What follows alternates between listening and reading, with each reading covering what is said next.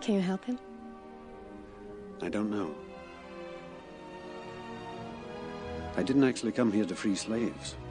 You don't even know if this thing's gonna run. It will. I think it's time we found out. Here, use this power charge. Yes, sir. Come on, kids. Let's move away.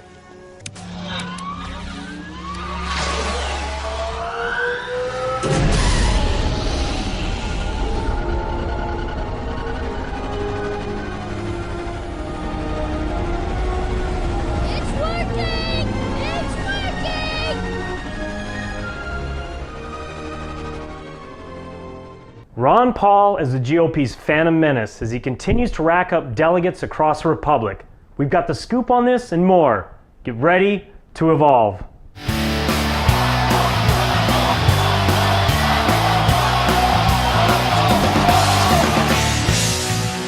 Welcome to Evolve, your weekly dose of Liberty news created for the people and by the people. Hi, I'm your host, Forrest Jehlik, and thanks for joining us. We've got a great show for you. We're going to be checking out the energetic rallies that happened this past week, have an exclusive interview with Brian Doherty on his new book, The Ron Paul Revolution, and talk to some Chicagoans about Obama officially entering the race in a segment we like to call, What Are They Thinking? But to start, let's check out the big wins in Ron Paul's delegate playbook.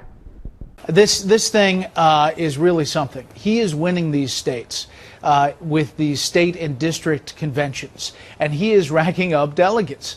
And it is continuing. Nevada, Maine. But you're going to see accumulation of delegates for the Ron Paul campaign, and he is going to be a major factor in Tampa come late August. Well, it appears that the mainstream can no longer pretend that Ron Paul doesn't matter because, my friends, his delegate count is mounting.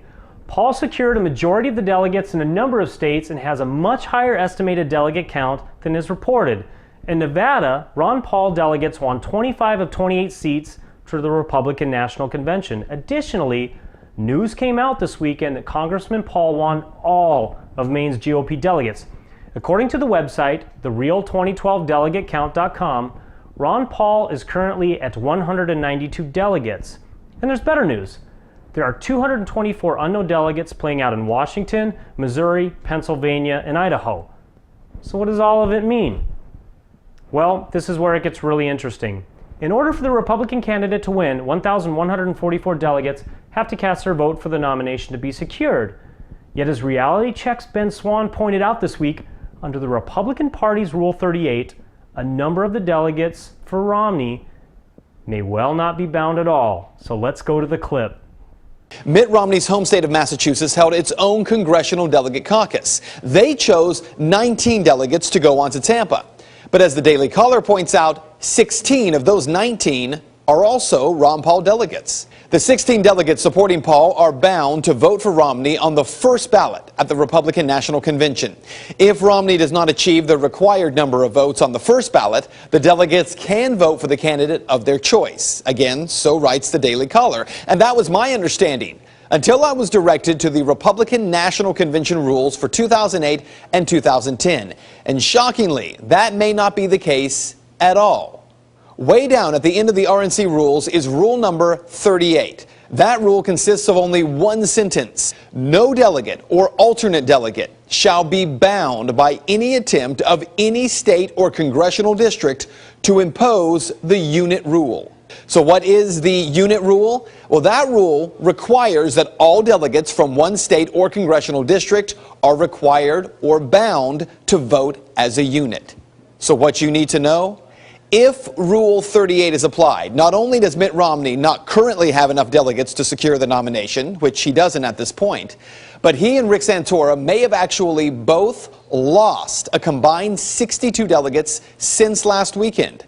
And most importantly, if those bound delegates are not bound at all under the unit rule, since most states are just now getting around to those state conventions, then this primary contest really only just started. This could be a fight on the convention floor. So if this indeed turns out to be the case, it would seem the convention is about to get a whole lot more fun.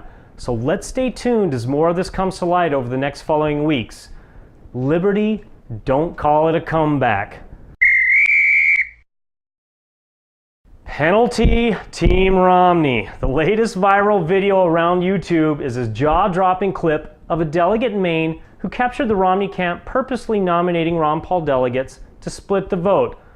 Imagine that, cheating? Let's take a look at this clip. My name is Jennifer Taylor. I go by Ginger. This is me. I am a Mainer, currently at the GOP Maine convention, and I wanted to let you guys know what's going on here. This morning when we arrived, we were, those of us who support Ron Paul, which is me, checked into Ron Paul booth and got yellow folders that had a list of delegate nominees to the national convention that were endorsed by the Ron Paul campaign. So in our folders were a nice welcome letter and a list of delegates to the national convention that were endorsed by the Ron Paul campaign.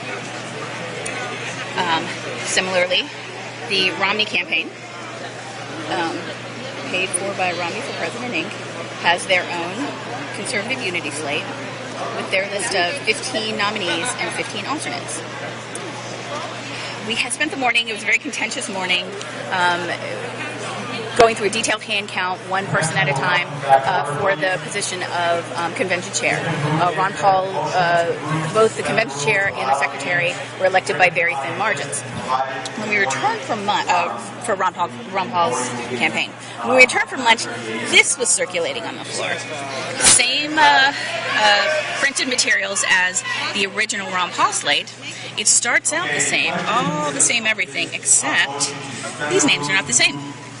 Obviously, a pretty transparent attempt to split the Ron Paul vote for delegates. And then, additionally, after lunch, there was a man walking around handing out these. The Grassroots Liberty Slate, We the People, the only vote for the true constitutional conservatives, vote liberty-loving delegates, you know, and Linda Bean,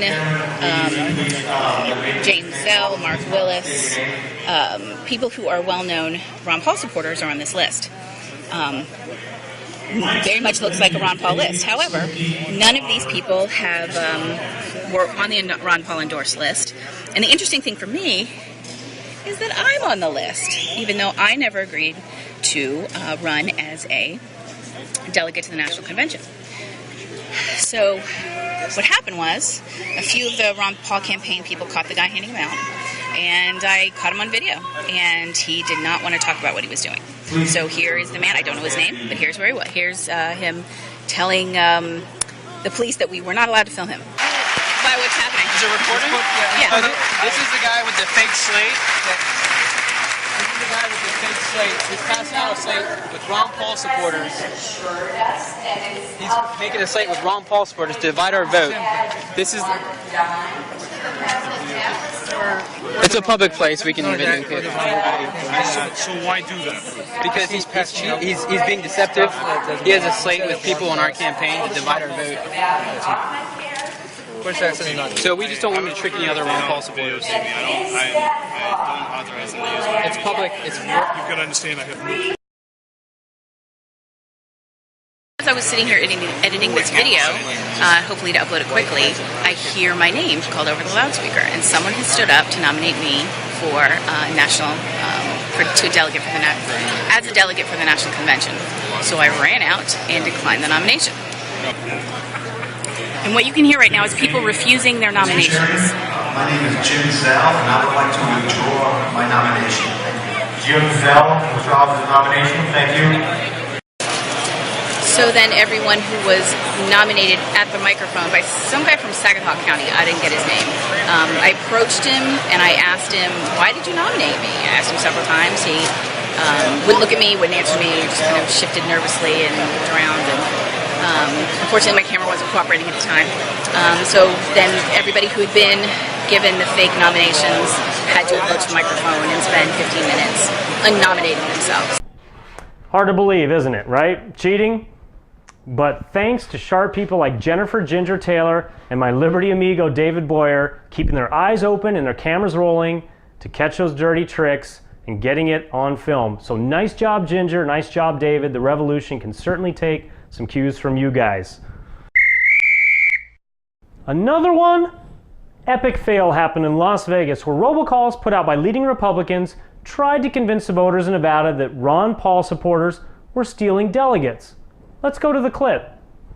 Supporters are trying to steal all of the national delegates and overturn the results from the caucus in February. This is wrong. We do not need Ron Paul campaign staffers from D.C. telling us who our national delegates are going to be. It is up to you to be in Sparks this weekend at the Nugget to stop this nonsense. Let's stand together and stop Ron Paul's political operatives from taking our choice away. Thank you. And remember to attend the convention in Sparks this weekend. I will see you there. So I guess when some people see they're losing, they begin to play dirty. All is fair in love and war. Nothing is fair in politics. As the Liberty Movement continues to steamroll, Congressman Paul made a number of appearances. First stop, Cal State Fullerton, and just like a typical Ron Paul rally, it appears as if a couple dozen or so people showed up. Following California, Ron and Rand Paul made a stop in Austin, Texas at a Tea Party rally in which maybe a few hundred or so showed up. All right, I know we got to stand corrected because that's probably what the mainstream media would tell you. There were actually 7,000 in Austin, Texas, and thousands in California. So in all fairness, let's see how Romney's events are shaping up. And you thought that we would make that up, but that is a true Romney rally. And I'm playing the world's smallest violin. Okay, folks, so we have a real treat for you. Joining us now on Skype is the senior editor of Reason Magazine, Brian Doherty, the author of the new book, Ron Paul's Revolution, The Man and the Movement He Inspired. Welcome to Evolve, Brian. It's great to have you. Thanks for joining us tonight. How are you doing tonight? I'm doing great. I'm very happy to be here. Thanks for having me. Well, we think it's a real treat. And I just want to tell you, the last time I saw you was at the Iowa straw poll this last summer when you were actually researching for this book. You were interviewing a lot of people and getting ready to write the script and get it turned in. Since then, a lot has happened, a whole lot. And your book's coming out soon. So would you share with our viewers some of the things that you may have found in your research that you didn't quite anticipate in studying this movement? I'm going to start with what you said, like how much has changed for the better since I was researching this book back in the summer in Iowa. Ron Paul has lived up to all my sort of wildest hopes and even exceeded them.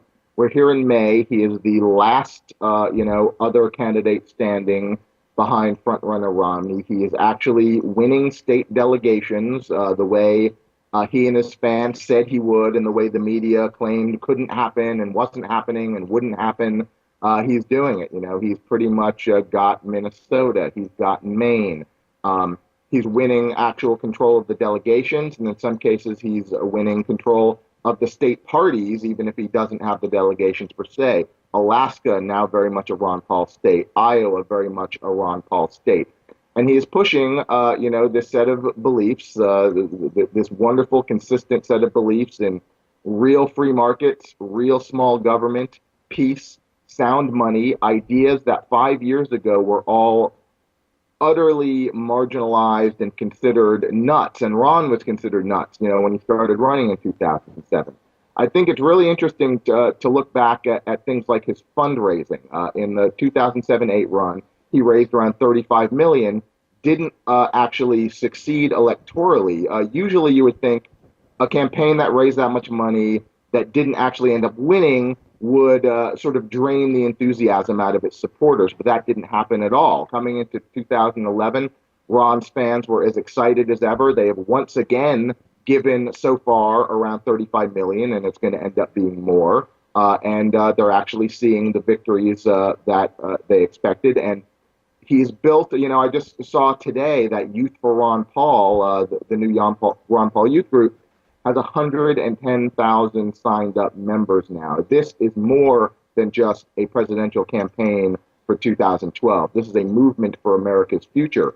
And if you understand what Ron understands and believe what Ron believes, it's the only political movement for America's future, because all of the crises that Ron has been warning about his entire career since the mid-'70s, the boom and bust crises that Federal Reserve monetary policy creates, the imperial overextension that our foreign policy creates, the blowback it brings to America. All these things have come true. And and the crises that he foresaw are real crises now. I remember back in Iowa, you had Drew Ivers from the Iowa Ron campaign saying a very wise thing. Republicans always talk about, oh, the crises we're leaving for our grandchildren with debt and our fiscal problems. We're not leaving it for our grandchildren anymore. That crisis is here. Ron knows it. Ron's fans know it, and they have the only viable solution. So I've had the great fortune as a journalist to be able to be writing sympathetically and with sort of 24 years of being dug into this story. I first met Ron Paul in January 1988. Watching this all come to fruition, watching the crowds that Ron used to draw in 1988 of 100 people become crowds today, most recently, last time I saw him, of 7,000 true believers who understand the message. This is the most important political story of our time. But you sort of had to be a libertarian to get it. The mainstream media, as we all know, still doesn't understand what's happening, but they're going to. Ron Paul and Ron Paul's fans are going to make it abundantly clear that this is and has to be the future of American politics. And I totally agree. And I have to ask you that whether Ron Paul wins or not this fall, the movement's going to continue. Who else do you see in the movement, perhaps rising stars that you think are going to carry that torch forward, regardless if he wins or not? Because this is a movement, it's not just about a person.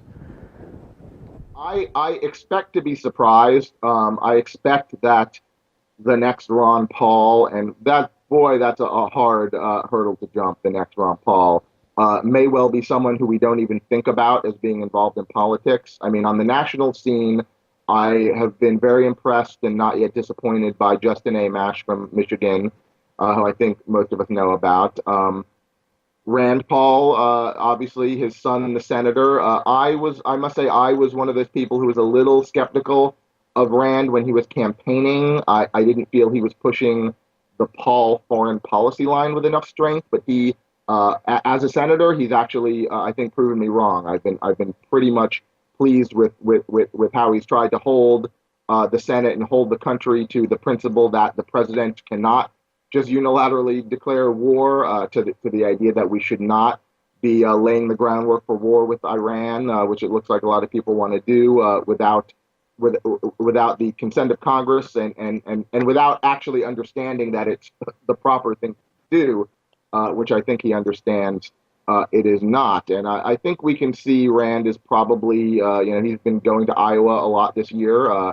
He is probably setting himself up to run in 2016, and I think that will be a great thing. But what I think everyone in the Ron Paul revolution understands, and Ron Paul himself definitely understands it, is it cannot be something that just centers around a politician or even a set of politicians. Ron Paul comes from the libertarian movement, which I have written a huge history of. And the principle of the libertarian movement ever since the 40s, when it sort of coalesced in its modern form, is about educating people in the principles of liberty. And that's the most important thing that Ron Paul and the Ron Paul revolution have done. It's not, I talked earlier about how great it is that he's winning delegations, and that's great, that he's taking over state GOPs, and that's great. But the most important thing that Ron Paul and the people Ron Paul has inspired have done is educate themselves and educate others about why liberty is good, about why liberty, makes for the richest, most varied, best world for all of us. And he's done that in a manner that no other libertarian thinker has done. And, we can say, oh, Ron Paul may not be the slickest presenter of these ideas, but there is something about him, his honesty, his integrity, his 30-year record of being right and consistent that just captures people's hearts and minds in a way that's been inspiring to see. So I think that the real sort of takeaway from the revolution is not going to be the next big leader on the national scene. It's going to be the hundreds of thousands, and then it's going to be millions of people working in their communities, working at the local level, maybe in politics, maybe not in electoral politics per se, helping their fellow Americans understand why liberty is good, liberty is necessary, our constitutional principles, and returning to them is the only thing that's going to take this country off the precipice. And that's what Ron's done. And so just looking at the political end of it, I think you're missing the true size of the story. And I totally agree with you. And one of the most amazing things is that you look at the youth that turn out for this gentleman that traditionally would just look for the slick, charismatic people. Like you were mentioning earlier, UCLA, 7,000 people showed up. Tell us what it was like. It was just mostly youthful, energetic, intelligent. What was it like? Yeah, the thing that impressed me the most is it wasn't that they were coming there to learn. They already seemed to know all this stuff. You know, when Ron would start talking about the National Defense Authorization Act, something that you wouldn't even know what it was if you just got all your news from normal sources, they were booing before he could finish the sentence. You know, the name Ben Bernanke got boos from thousands of people. Ron is no longer, you know, these rallies are no longer just a chance for Ron to teach. They're sort of a chance for all of the, you know, liberty revolutionaries to show their colors. And the most exciting thing was not even when Ron was on stage. It was watching all the groups of like 2 and 4 and 8 coalesce afterwards, talking things like, hey, we're all the local people running for GOP Central Committee positions. Let's all go to a restaurant together and talk strategy. Hey, we're all the local members of Youth for Ron Paul. Let's get together. Let's talk about what we're doing next week. Let's talk about this campus rally. It was just like everywhere I looked after it was finished were people plotting the next step, whatever step it was for them, whether it was rallies, whether it was little theater on their campus to demonstrate how awful the TSA is, whether it be running for GOP office. These were not people just scattering to the winds. They had been drawn together as a movement, and they were strategizing about their next step after that happened. That was what warmed my heart the most. But frankly, it literally felt like a dream to me. I cast my mind back the first time I saw Ron Paul speak at a comparable big state university in January 1988, when I was a member of the UF College Libertarians. We drew about 100 people who didn't really know who he was, but were just curious about this weird third-party candidate. Now, fast forward 24 years, because of what he's done, 7,000 already knowledgeable, already committed liberty activists, all there, not just to learn, but to plot, scheme, strategize, and, you know, try to take over the world. And I know people who've just been in it for 4 years probably are equally excited to see what's happened from 2007 to now. I got to tell you, when you have the 24-year perspective that I have, it almost made me want to well up in tears to see how successful Ron Paul has been with the set of ideas that are so important to me, so important to all of his supporters, and so vital to the future of this country and the world. Well, listen, Brian, it's been a real pleasure having you on the show. And before we let you go, I mean, I truly feel like I'm standing on the shoulder of giants, guys like you that have been around really pushing this movement. Please share with our viewers where they can find your work, when the book is coming out, and feel free to promote it. Thank you very much. The book is called Ron Paul's Revolution, The Man and the Movement He Inspired. Its official release date is supposed to be Tuesday, May 15th. A lot of these things are out of the hands of the author, you know, once they enter the product stream. I do know the book exists. I have my own personal copy. It should be on its way to stores. It should be shipping from Amazon. Amazon is always a great way to buy books. It's great for the author, and it's great for the reader because they always sell it at a nice discount. I recommend you just search Ron Paul's Revolution on Amazon.com, look for it. Look for when it's shipping, or you can order it right now if you want, but they're not shipping it today. And I actually think that this probably sounds self-serving, and it is in a way, but I think it's also serving the cause.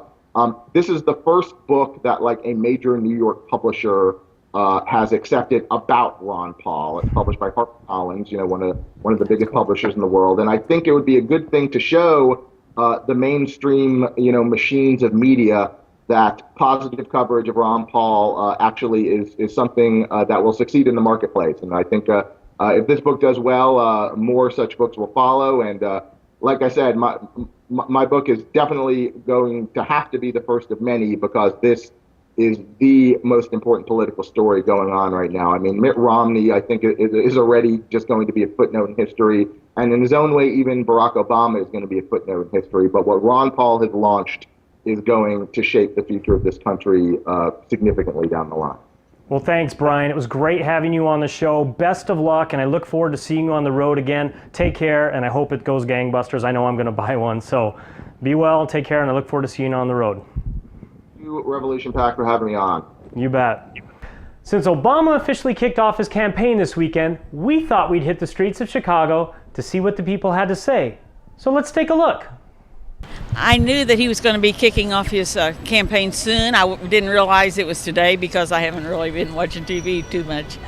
The top 3 concerns that I find most important that this country has to face is jobs, improve health insurance, Obama, the broken political system, that the legislative process is completely stymied, it's ineffective, and it really just is going nowhere. Help us in the world. The economy, regulations, education, recession, bring back some reforms. God bless Obama. Hello. I love you, Obama. Hello.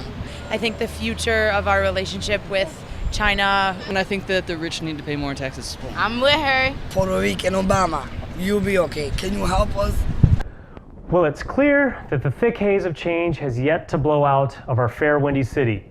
But we'll keep working on that and watch out for future episodes with an exciting new segment called Firestarter. But before I close today, I wanted to take a heartfelt moment to reach out to the Romney delegates and supporters.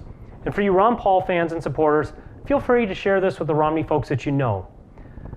I understand that the direction this country is headed is not good.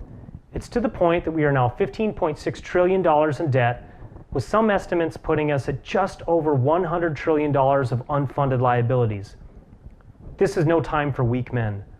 I personally respect that Mitt is both a good family man and that he has treated Congressman Paul and his family kindly. However, this election cycle may be about saving our republic, not just voting in the next president. So let's take a look at these two men. Candidate Paul never supported the bailouts. He predicted the housing bubble and credit crisis. He has promised to eliminate $1 trillion of spending in the first year and has an unquestionable voting history to back it up. He receives more donations from active duty military than all of the other candidates combined, including Barack Obama. He's never once voted against your Second Amendment rights. He never once voted to violate our Constitution. Frankly, he never told us what we wanted to hear. Rather, he told us all what we needed to hear, even when it was uncomfortable and even when it was unpopular. You know you can't say that about Mitt Romney. He supported the bailouts. He's changed his position on both gun control and abortion. He's talked his way around supporting universal health care. And frankly, he supported most everything that's not conservative with the Republican Party. And he may be a good man. His record just doesn't speak of the caliber required to save the Republic. He most often tells us what sounds good, not what we need to hear. So I'll leave you with this. I'm leaving you with an open invitation to come and learn about Dr. Ron Paul and what the Liberty Movement is all about. Trust me, I went through the same thing in 2007, and I've never looked back. It'd be great to have you. It'd be great to have you help us restore this republic. That's my invitation. And with that, we plan to continue to add more great segments and more news and information to this ever-evolving show. So stay tuned for another fine episode next week. And remember to like, share, or tweet this episode on your social media outlet of choice. So thanks again for joining us on Evolve. This is Forrest Jehlik signing off. And until next week, don't live free or die, my friends. Just live free.